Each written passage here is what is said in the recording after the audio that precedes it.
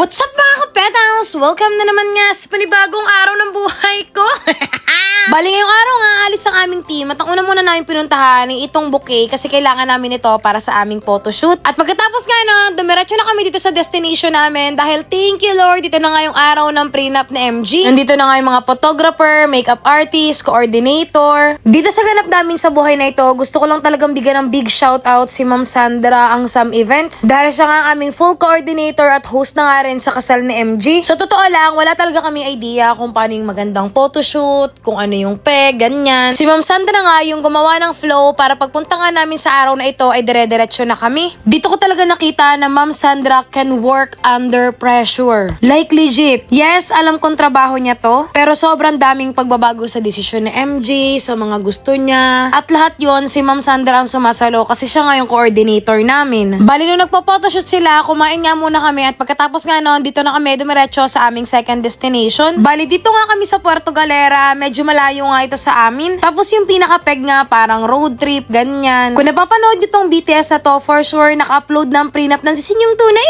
Uy, kaya naman pumunta na kayo sa account niya at panoorin nyo na. Dali! Pag may mga ganitong prenup talaga, mukha lang madali pag napanood nyo. Pero hindi talaga like as in, nagko-consume siya ng matagal na oras, pawis, pagod. Kaya naman big shoutout talaga sa team na to kasi ang gagaling kahit alam mong sobrang init pero ine-enjoy nila. Kaya naman ang ganda nung kinalabasan ng prenup nila. Bali dahil medyo malayo nga itong pinuntahan namin, nag-ready na talaga kami ng food kasi medyo mahirap humanap na makakainan tsaka magko-consume na naman ng another time yon. Sa ganitong shoot namin, medyo marami pa kaming destination na kailangan puntahan. Hinahabol nga namin yung tirik ng araw, yung ganda ng panahon, kaya naman dire-diretso na talaga kami. Ang baon talaga namin is for breakfast and lunch. Kaso hindi na nga sila lahat nakapag-breakfast kaya naman sabay na lang nila kinain ngayong lunch. Kasi ang naging call time talaga namin ay 8 AM so 6 AM pa lang nagme-make-upan na sila. Buti nga medyo malilom rin napagtigilan namin at maganda naman yung spot kaya naman din na nga kami kumain. At yung team namin na ito wala talagang kaarte-arte sa katawan kaya naman talagang hindi kami na pressure sa mga ginagawa namin sa buhay. Salamat po!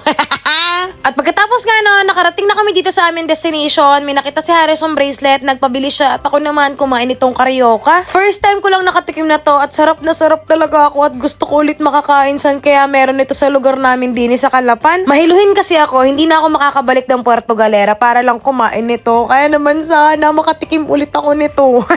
At dini nga, nagsisimula nang magbihis ang Sisinyong Tunay, uy. Dahil ito na nga yung second OOTD niya. Habang pinapanood nyo nga itong mga pinapanood nyong BTS namin, ma-share ko nga lang sa inyo saglit. This is another lesson learned sa buhay namin. Medyo magastos na lesson learned. Kasi this is our second prenup actually. Kasi meron na kaming unang prenup. Ang first peg kasi talaga ni MG, fun shoot lang. Hindi nalalayo, hindi na gasino mag-e-effort. Kumbaga sa tabi-tabi lamang. At kahit sa tabi-tabi lamang yan, it will consume time, money, kasi syempre papakainin mo yung team nyo, gagamit kayo ng sasakyan para sa gasolina and all. Lahat na makikita yung team namin, package na yan, kasama na yan sa kinuha namin. Pero dahil inulit-ulit namin itong prenup na to, nagbayad ulit kami, yes po. Kasi yung fun shoot at tabi-tabi lang na bet na MG, hindi na satisfied yung expectation niya. Kasi if ever na magsushoot kayo, malaking factor din talaga yung view. At dahil hindi nga siya naging masaya, babalik na ulit tayo dun sa this is a once in a lifetime experience. Kaya naman kesa pagsisihan niya, kaysa naman dumating yung panahon na sana ganito, sana ganyan, inulit na lang ulit namin. Salamat!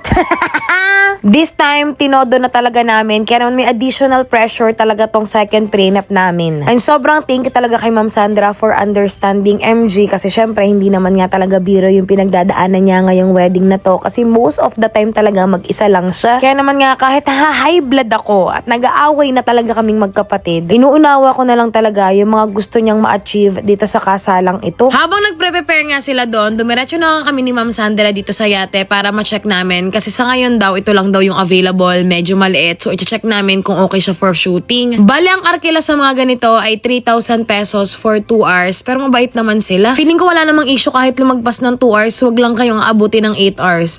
Alam, tagal! At nung nakita nga namin ni Ma'am Sandra na okay naman, may spot naman para makapagpicturan sila, bumalik na ulit kami para naman sila yung sunduin. Kasi bago ka makarating dun sa yate, kailangan sumakay ng bangka. Tsaka mga 7 to 8 katao lang yung pwede. So nag-decide kami na hindi na kami sasama at sila na nga lamang ang pupunta. Ika nga ay mga importante na lamang na tao ang pumunta doon, katulad ng mga videographer, makeup artist, at syempre si Ma'am Sandra. So kami dito, nag-chill-chill na lamang at nakipagmaretesan. At nung medyo lumilim na nga dito sa gilid, tumambay na nga kami din para makapaglaro ang mga bata. At din ramdam na ramdam ko ang pagod at init ng katawan nila dahil sobrang init naman nga talaga doon sa yate. Tapos wala pang masisilungan, inabot nga sila ng halos 2 oras. Pero ang kagandahan, kahit kita ko yung pagod at init nila sa katawan, ito't nakangiti sila dahil masayang masaya sila sa naging resulta. Shoutout talaga kay Andrian Actas, pati na rin sa A+ Photography kasi sobrang ganda. Kahit ako gustong gusto ko, parang gusto ko na ulit ikasal. Ala, hindi na ikaw. After nga diretsuhan na talaga, wala nang pahinga, sa sasakyan na nagpahinga. Pumunta na kami sa aming last destination. Dini nga, medyo lible, ba't paduloy yung pupuntahan natin kasi maganda daw na view doon. Wala talaga kaming idea kung san-san itong mga ito. Si Ma'am Sandra, pati na rin yung mga photo at video ang nagplano kung saan yung mga photoshoot. Dini kahit pare-parehas kaming naiinitan, pagod, kahit mas pagod sila pero hindi mo talaga makikita sa mukha nila kaya naman sobrang sarap talaga nilang kasama. Alam nyo talaga na gusto nila yung ginagawa nila, nag-e-enjoy sila, kaya naman pati si MJ at si Don, kahit pagod sila, na-enjoy nila. Kasi walang pinapakitang kahit na anong negative yung mga nagvi-video, nagpi-picture at yung nag-a-assist. Kasi malaking bagay talaga na yung team mo mababait, energetic, masaya. Kasi nakukuha talaga nun yung vibes, kaya naman nagiging maganda yung resulta. Kaya naman kung talagang hindi nyo pa napapanood yung prenup ni MJ, panoorin nyo na. At ito na nga yung last part na gagawin namin, 2 OOTD na nga ang gagawin nila dito sa lugar na ito. Grabe, sobrang ganda, sobrang maaliwalas. Kaya naman A+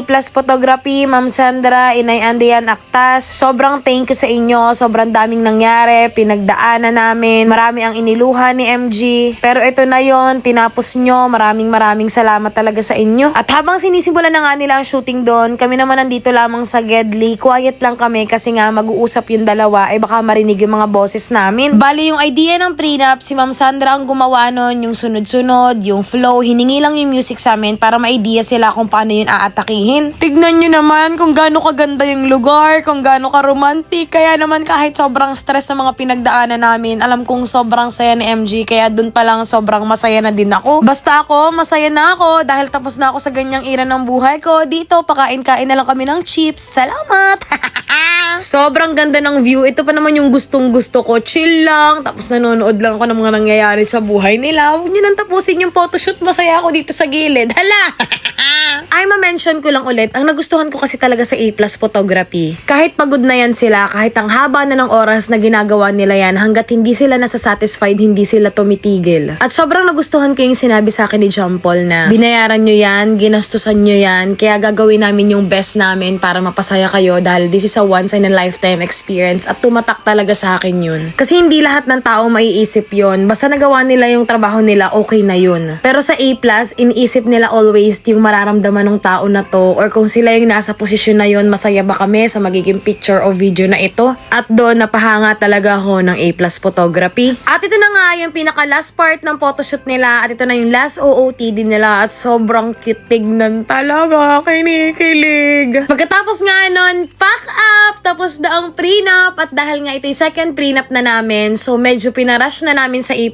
In just 1 week, ibibigay na yung picture at yung prenup video. Ganon namin in-stress ang A+ at si Ma'am Sandra. Salamat!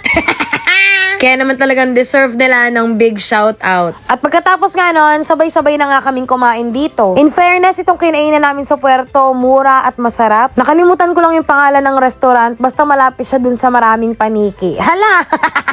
O siya, hanggang din na nga lamang muna. Kung kayong hindi pa napapadala ng yaman, ano na pa cravings, ano pang ginagawa niyo diyan. Sige na at papadalhan. Dali! Sobrang thank you Lord po talaga sa araw na ito.